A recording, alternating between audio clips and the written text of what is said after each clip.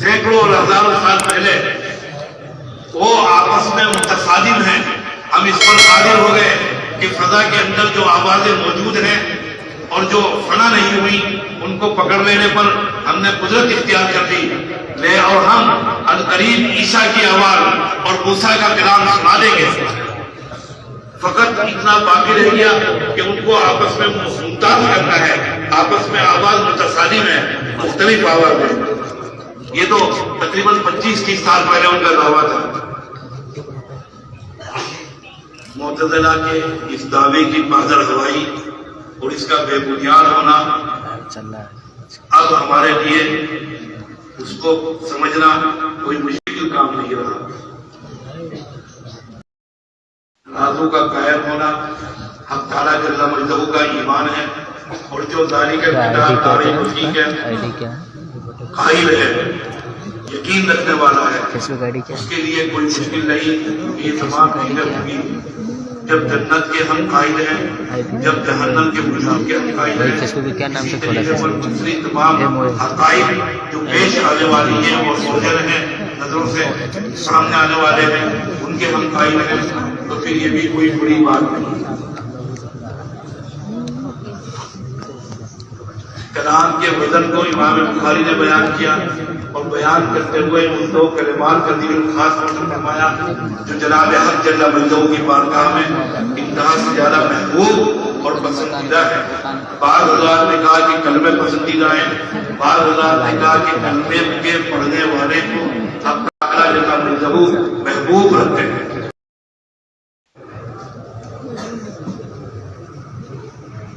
اور وزن کے بارے میں بھی گفتگو کی کہ کلمہ ان دو کلموں کے اندر سبحان اللہ و بحمدہ سبحان اللہ العظیم کے اندر وزن کیوں پیدا ہوا. اس میں نبیر حجت الاسلام حضرت مولانا قاری محمد طیب صاحب نے ارشاد فرمایا کہ اس میں وزن اس لیے پیدا ہوا کہ اس میں مقامات الوہیت کا بیان ہے.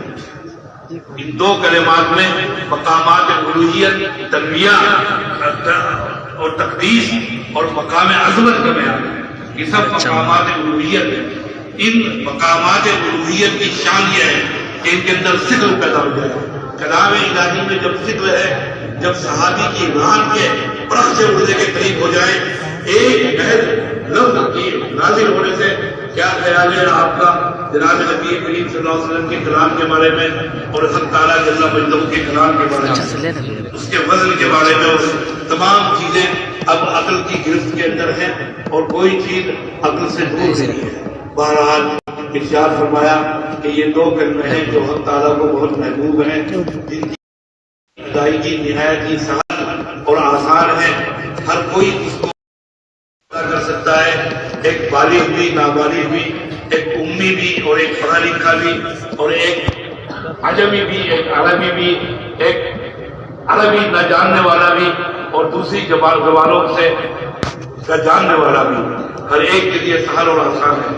فرمایا اور اسی کے ساتھ ساتھ اجر اور ثواب کے اندر انتہا سے زیادہ جس میزان کے اندر اس کو رکھا جائے گا اور وہ میزان لبریز ہو جائے گی, اس میزان کے پلڑوں کا حجم اور ان کا طول و عرض بھی حدیث پاک میں جناب نبی کریم صلی اللہ علیہ وسلم نے تفصیل کے ساتھ بیان کیا.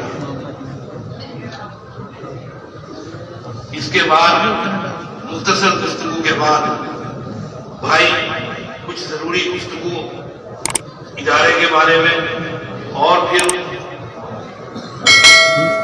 حالات کے بارے میں کروں گا آپ کے سامنے.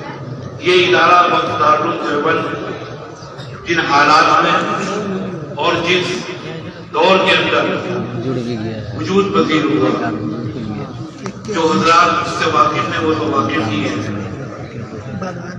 ابھی حضرت مفتی صاحب فرما رہے تھے کہ تبلیغ کا پورا نظام جب قائم ہوا تو ایک سنسان اور اجاڑ مسجد میں دارالعلوم دیوبند قائم ہوا تو محض ایک شاگرد اور ایک استاذ کے ساتھ.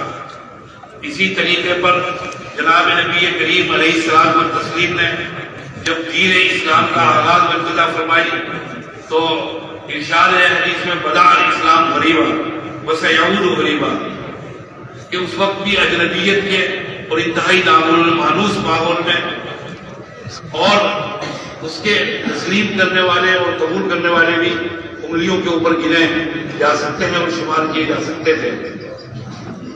وقت دارالعلوم دیوبند بھی نامساعد حالات کے اندر وجود پذیر ہوا، اور توقع نہیں کی جا سکتی تھی کہ جہاں آج ہم بیٹھے ہوئے ہیں اور جس ماحول کے اندر اور جس دور کے اندر ہم ہیں، یہاں پر اس زمانے میں اس کی امید نہیں کی جا سکتی تھی۔ خدا تعالیٰ کا بہت فضل و کرم حضرات بانیان گرامی قدر اور حضرات اہل علم کا اخلاص اور ان کی للہیت اور ان کی شبانہ روز دعائیں، یہ سب کی سب اس کے دلوں میں جلوہ افروز ہیں اور انہی کی طاقتوں کا کرشمہ ہے۔ حق تعالیٰ جل مجدہ کا کرم ہے۔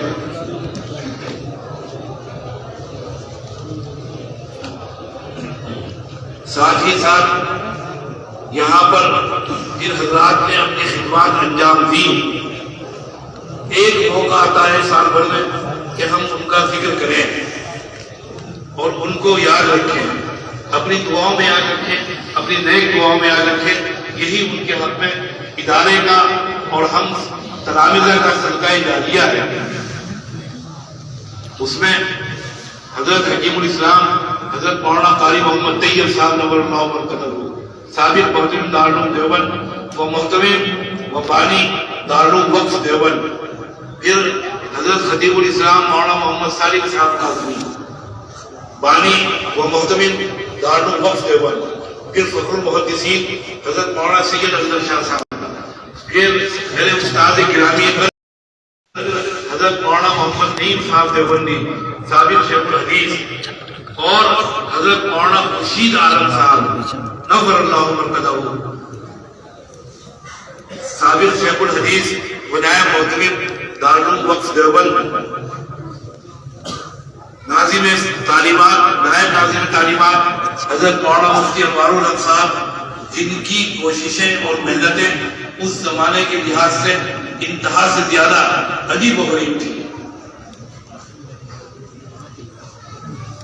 جنہوں کو اللہ تعالیٰ نے اپنے ادارے کی انتہائی اخلاص کے ساتھ خدمت کرنے کا موقع عطا فرمایا تھا۔